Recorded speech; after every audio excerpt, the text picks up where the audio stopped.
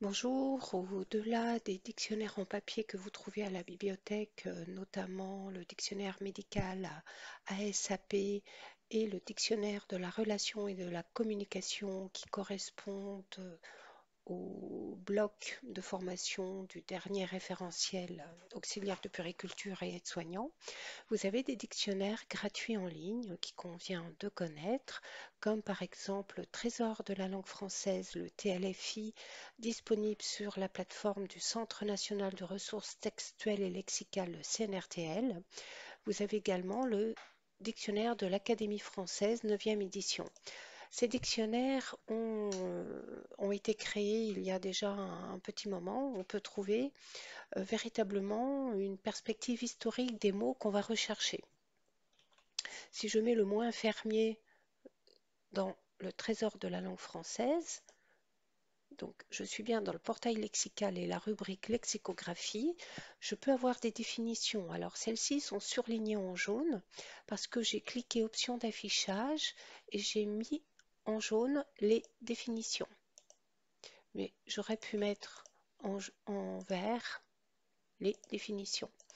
Ça permet d'avoir une lecture rapide parce que là, il y a beaucoup de citations littéraires avec des exemples, des synonymes, des termes qui permettent d'aller plus loin et notamment d'avoir une utilisation un peu plus générale de ce terme. Donc ça, c'est quand même assez important et parce que c'est aussi gratuit en ligne. Si je garde ce terme et que je clique sur le dictionnaire de l'Académie 9e édition, voilà, j'ai une perspective vraiment historique, étymologique de ce terme. Mais si je mets un autre terme dans l'Académie de médecine, les termes plutôt modernes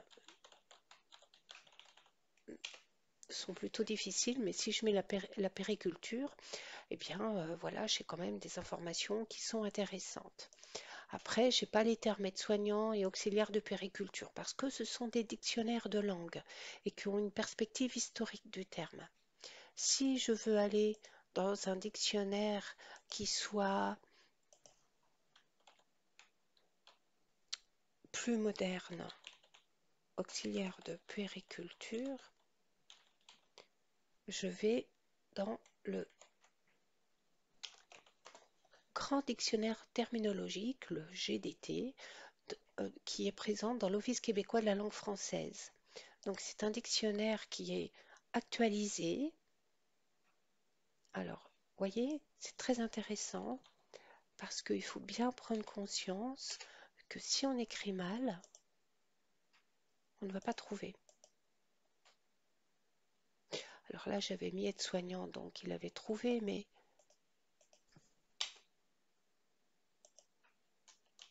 périculture. Alors là, j'ai un bug informatique, bah, c'est super. Si je lui remets le terme infirmier, alors je vais recliquer sur mon dictionnaire. Je vais remettre aide-soignant. Je ne prends pas la peine de mettre un tiret, lui il le propose de toute façon. Là à gauche, je vais mettre les filtres et je vais lui dire appellation de personne. Donc on est bien sur des définitions professionnelles. Et il y a plusieurs propositions avec des spécialisations. Si je mets le premier, ben, j'ai quand même pas mal d'informations, une définition, des compléments, puis des termes pour aller plus loin. Et là, je vais recommencer avec auxiliaire de... Ben, peut-être qu'ils n'ont pas, hein, tout simplement. Donc comme ça, on est au courant. Aucun résultat. Alors, parce que peut-être que ça n'existe pas au Canada. Je suis un petit peu étonnée. Alors là, j'ai un terme en périculture. Alors, je vais quand même essayer en direct avec vous et je vais lui mettre auxiliaire et je vais lui demander, donc par défaut, administration, service auxiliaire, auxiliaire de vie. Vous voyez, ils n'ont pas l'auxiliaire de périculture.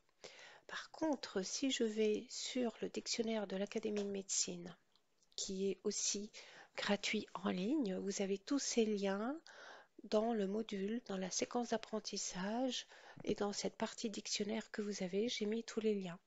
Je mets auxiliaire de périculture. Là, j'ai mis des termes professionnels. Donc, Alors, les termes professionnels ne sont pas définis par rapport à votre référentiel de formation français.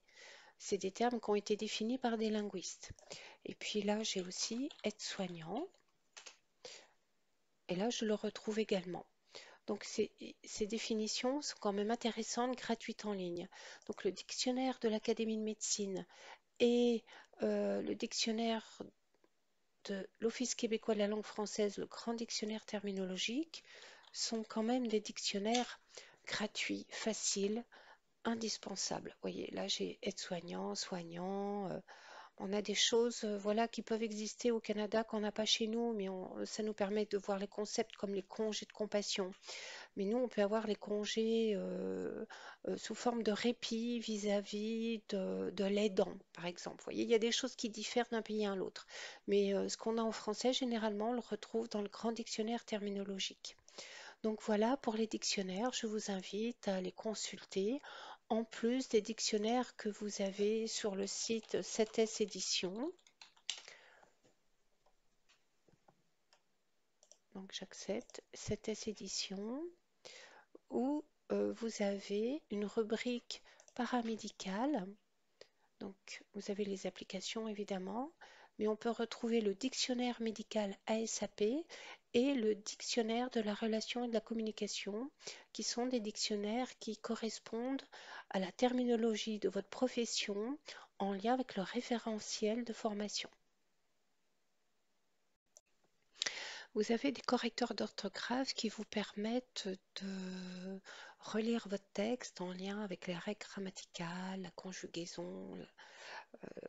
Chacun des correcteurs que nous allons voir ne fait pas la construction de sens, et même s'ils proposent tous un outil de reformulation, on va dire, de votre pensée, euh, ça ne, ça ne vous dédouane pas de respecter le code de propriété intellectuelle. Par exemple, si vous prenez une définition sur un site internet, je vais prendre par exemple infirmier.com. Je crois que je ne l'ai pas bien rédigé, infirmier.com. Ah, il me fait la correction directe parce qu'il y a un S. Donc si je prends un article sur infirmier.com, je vais prendre par exemple la continuité des soins, où on retrouve beaucoup d'informations institutionnelles, hein. Et si je fais un copier-coller, que je veux mettre dans mon texte, et que je veux reformuler,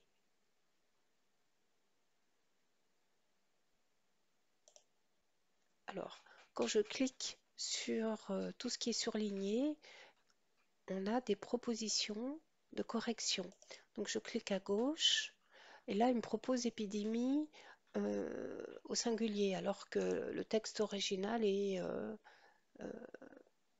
au pluriel, donc c'est pas faux. Il le souligne mais c'est pas faux.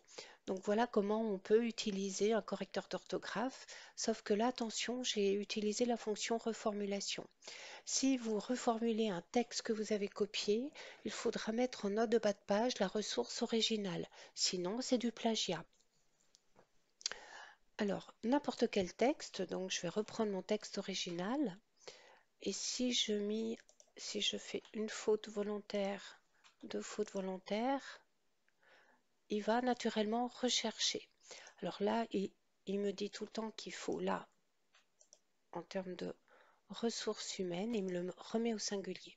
Là, il me le propose, mais je reste, parce que ce n'est pas faux de dire épidémie hivernale si les deux sont au pluriel. Les correcteurs ont toujours des limites. Ça ne propose pas la construction d'une phrase qui conserve un sens. Mais par contre, au niveau de la conjugaison de la grammaire, mais pas forcément de la concordance des temps, ça fait quand même ça propose beaucoup de solutions, mais vous pouvez laisser passer des fautes, hein. Ça ne fait pas tout. tous les correcteurs d'orthographe sont comme ça. Vous avez également ce correcteur Killbot que je vous ai mis en lien. Ces trois correcteurs qu'on va voir ensemble, je les ai mis en lien sur la séquence d'apprentissage. Vous voyez que là, vous pouvez mettre un document. Là, je continue mon copier-coller et puis il va regarder s'il y a des mots. Alors là, vous voyez, non programmé ne me propose pas de trait d'union. Alors qu'en fait, l'idéal, c'est de mettre un trait d'union. Mais les deux sont valables. Donc, on n'est pas obligé de changer. Comme de toute façon, dans le correcteur d'orthographe Scribens, j'aurais pu ne pas le changer. Combien même il m'aurait dit, combien même il m'aurait fait remarquer en surlignant une correction. Donc, il faut quand même avoir une certaine notion pour utiliser les correcteurs d'orthographe, de conjugaison, de grammaire, quand même. Donc là, je vais faire la même chose, je vais enlever ressources humaines, et ce qui va me faire une proposition de correction. Donc je clique sur correcteur d'orthographe, et bien il ne me propose pas. Et vous voyez, c'est un tort, parce que en ressources humaines, en fait, on le met au pluriel. Si je fais reformuler un texte,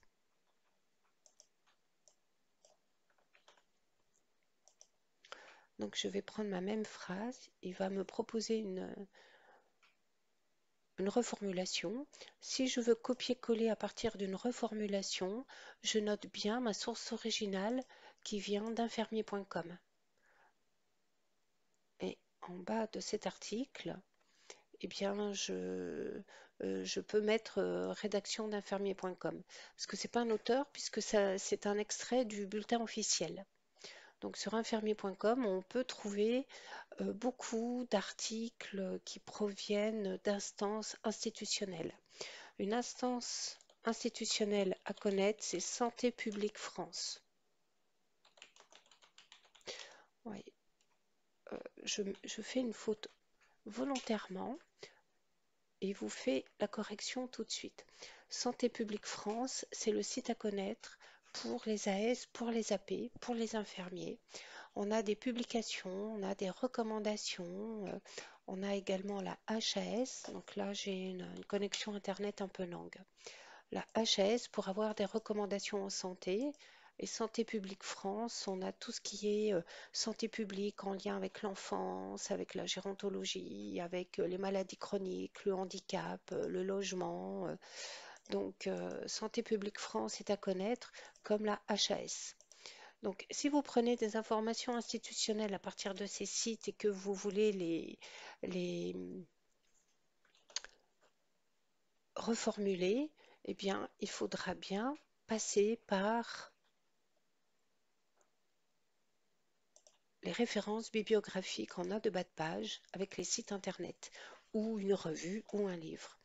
Donc là, je vais faire une faute et lui, il surligne également et il me propose également la correction. Donc, je peux aussi reformuler. Alors, reformuler, ce qui est intéressant, c'est de formuler par exemple une phrase.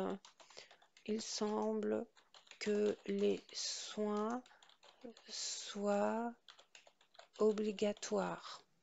Mince, ça n'a pas écrit. Bon.